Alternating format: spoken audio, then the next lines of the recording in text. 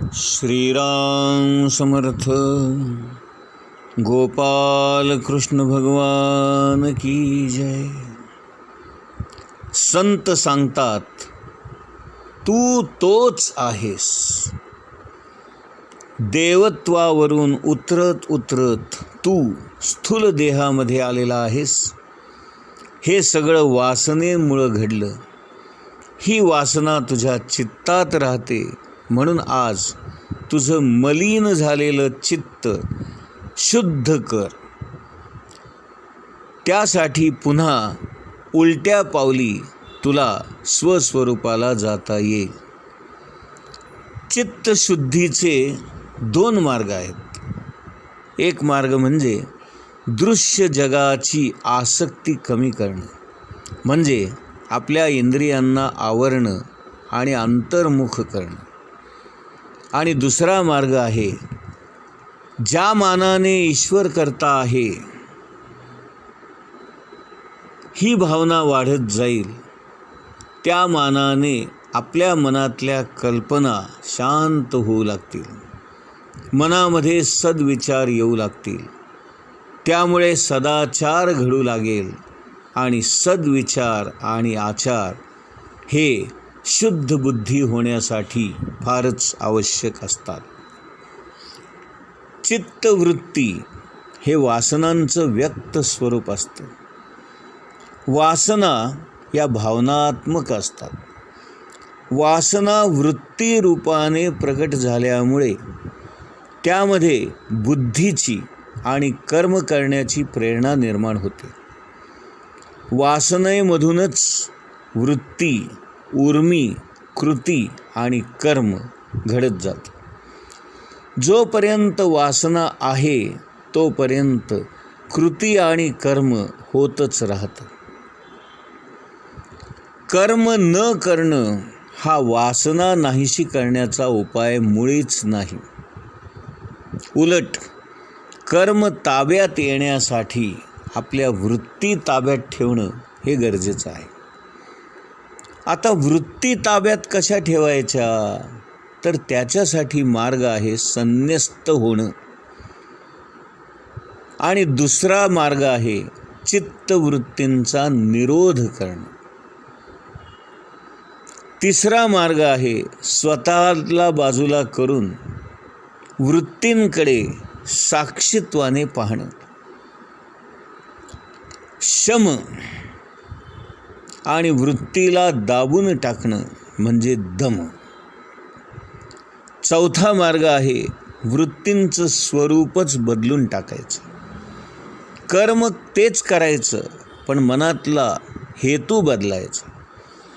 हेतू जर बदलला, हेतू जर उदात्त ठेवला, निस्वार्थी ठेवला, असंकुचित वृत्तीचा ठेवला, विशाल मनाच्या वृत्तीचा ठेवला, तर आपला हेतू उदात्त होऊन ईश्वराच्या स्मरणामध्ये आपल्या हातून कर्म घडतं. आणि मग अशा केलेल्या कर्माचे बंध निर्माण होत नाहीत.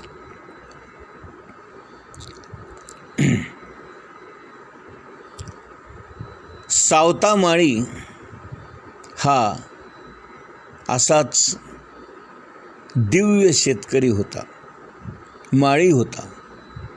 त्याच्याकडून आपण काय शिकावं, तर धर्माच्या क्षेत्रामध्ये कर्माच्या हातानी वासना पेरावी आणि विवेकाच्या मोटेचे पाणी देऊन भक्तीच्या गोफणीने पिकाची राखण करावी. त्यामुळे वासनापूर्ती होऊन कर्मबंध निर्माण होत नाही. पुरुषार्थानेच आपण आपला कर्मयोग साधू शकतो. मनुष्य जन्माचं ध्येय जर काही असेल तर संपूर्ण समाधान प्राप्त करून घेणं हेच होय. आणि केवळ ईश्वरच आपल्याला संपूर्ण समाधान देऊ शकतो. म्हणून त्या ईश्वराची प्राप्ती करून घेणं हेच आपलं ध्येय असलं पाहिजे. शंकराचार्यांनी अद्वैत तत्त्वज्ञानाची विचारसरणी मांडली, कर्मकांडांचा विरोध केला आणि ज्ञानाचा प्रसार केला. कर्मकांडाचा विरोध करताना त्यांनी कर्मयोगाचा मात्र कधीच विरोध केला नाही. जगाचा गैरसमज असा झाला होता की सर्व सोडून कर्मसन्यास घेतल्यानेच मोक्षप्राप्ती होते. या गैरसमजातून लोकांना त्यांनी बाहेर काढलं. शंकराचार्यांनी स्वतः त्याचे अनुभव घेतले आणि मग असं प्रतिपादन केलं की संन्यास किंवा वैराग्य हा वृत्तीचा धर्म आहे, शरीराचा नाही. म्हणून आपल्या वाट्याला आलेलं कर्म आपण आपल्या शरीराद्वारे केलंच पाहिजे, हा विचार त्यांनी मांडला. गोंदवलेकर महाराज म्हणतात, नामस्मरण ही कृती आहे. म्हणजे शेवटी मनुष्याला कर्माशिवाय किंवा कृतीशिवाय पर्यायच नाही. कृतीला जर ज्ञानाची पार्श्वभूमी दिली किंवा भक्तीची पार्श्वभूमी दिली तर कर्मसन्यास घेण्याची गरज नाही. वासना न ठेवता, फळाची आसक्ती न ठेवता कर्म करणं म्हणजेच वैराग्य, म्हणजेच संन्यस्त वृत्ती. गीता आपल्याला असं सांगते की कर्म तर सोडता येत नाही, परंतु ते सुटलं पाहिजे. तोपर्यंत ते कर्मयोगी होऊनच केलं पाहिजे. कर्माचं मूळ हे देहामध्ये नसून मनामध्ये आहे. मनाने केलेलं कर्म आपल्याला बंधनकारक होतं आणि हा कर्मबंध तोडण्यासाठी कर्मयोगच घडावा लागतो. देहधारी माणसाने कर्म केलंच पाहिजे, पण ते ईश्वराच्या स्मरणामध्ये, त्याच्या ध्यानामध्ये, त्याच्या अनुसंधानामध्ये केलं पाहिजे.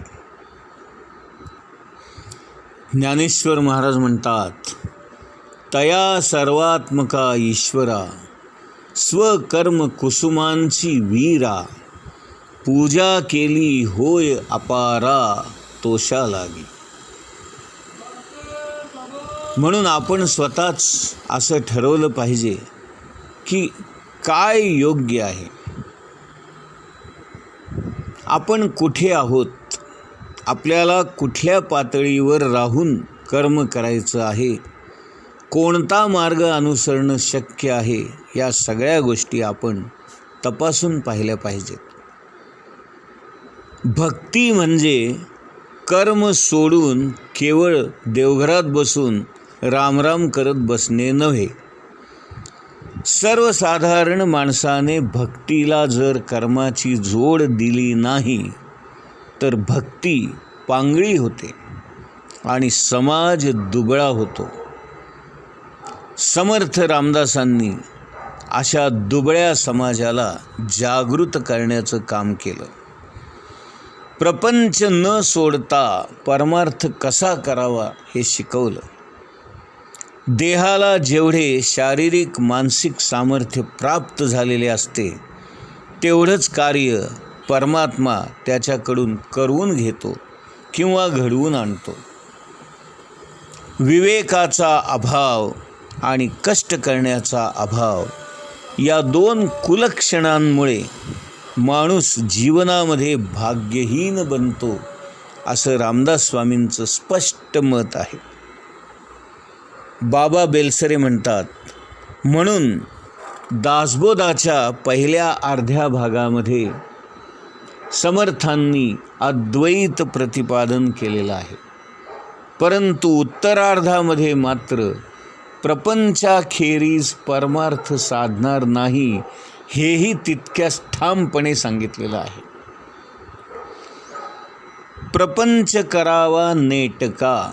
आता नेटका म्हणजे काय नाही का? बाबा बेलसरे म्हणतात, मी आणि माझं हा बंध आहे, तो तोडण्यासाठी तू आणि तुझं असा सतत विचार केला पाहिजे. माझा प्रपंच हा माझा नसून तो त्याचा आहे, भगवंताचा आहे, अशी निष्ठा ठेवून आपण कर्तव्यबुद्धीने प्रपंच करावा. यालाच ईश्वरार्पण बुद्धीने कर्म करणं असंही म्हणतात. अशा वागण्यामुळे आपल्या वासना क्षीण होतात, अहंकार कमी होतो, चित्त निर्मल बनते, कर्म आपोआप घडू लागतं आणि निरासक्तपणे घडू लागतं. यालाच प्रपंच नेटका करणं असं म्हणतात. पुढे बाबा म्हणतात, कर्म जाणतेपणाने केलं तर गुणांचा विकास होतो आणि भाग्य उदयाला येतं आणि आपलं जीवन सर्वार्थाने सर्वांगाने धन्य धन्य होतं. हाच कर्मयोग सर्वसामान्य माणसांना तारून नेतो. समर्थ रामदास म्हणतात, सदुपासना, सत्कर्म, सत्क्रिया आणि स्वधर्म, सत्संग आणि नित्यनेम निरंतर, ऐसे हे अवघेची मिळे, तरीच विमल ज्ञान निवळे, नाही तर पाषांड संचरे बळे समुदायी. रामदास स्वामींच्या शिकवणीचं सार काय असेल तर परमार्थाचा मार्ग हा कर्मयोगातूनच सुरू होतो, भक्तीमध्ये दृढ होतो आणि ईश्वराच्या ध्यानामध्ये स्थिर होतो. शेवटी हाच मार्ग राजमार्ग होऊन ज्ञानामध्ये संपतो. तात्पर्य काय की कर्म प्रवृत्तीतच माणसाने विवेक, वैराग्य आणि ईश्वराचं अनुसंधान ठेवावं. स्वामी विवेकानंदांनी याच गोष्टी वेगळ्या पद्धतीने उत्तिष्ठत जाग्रत प्राप्य वरान निबोधत आणि आचारः प्रथमो आणि धर्मः असं म्हटलेलं आहे. कर्म उदंड करा, दैवावर प्रारब्धावर भार टाकून आशाळभूत आणि मेंगळट होऊ नका, असा संदेश विवेकानंदांनी दिला. लोकमान्य टिळकांनी सुद्धा कर्मयोग हा भक्तिप्रधान असावा हे सांगितलं. निष्काम कर्मयोगातूनच भक्ती प्राप्त होते असं ठणकावून सांगितलं. कर्तेपणाचा अहंकार हा कर्मयोगानेच घालवायचा असतो, त्यानेच तो क्षीण होतो. तुमचा कर्तेपणा जगाच्या उपकारासाठी वापरा, समाजाच्या उन्नतीसाठी वापरा, असं लोकमान्य टिळक पण सांगून गेलेले आहेत. श्रीकृष्णाने अर्जुनाला निमित्त करून सगळ्याच समाजासाठी गीता सांगितली. अर्जुन हा आपल्यासारखाच सर्वसामान्य होता, कर्माने झपाटलेला होता, त्यात कर्तेपणा त्याच्या अंगात होता, आपल्यासारखाच अहंकारही होता. पण अर्जुन हा हुशार होता, शास्त्राचा जाणकार होता. वेद, उपनिषद यामध्ये सांगितलेले भक्तिमार्ग, ध्यानमार्ग, ज्ञानमार्ग त्याला माहीत होते. श्रीकृष्णाने मोक्षप्राप्तीचा नवीन मार्ग निष्काम कर्मयोग त्याला सांगितला आणि म्हणाले, उठ,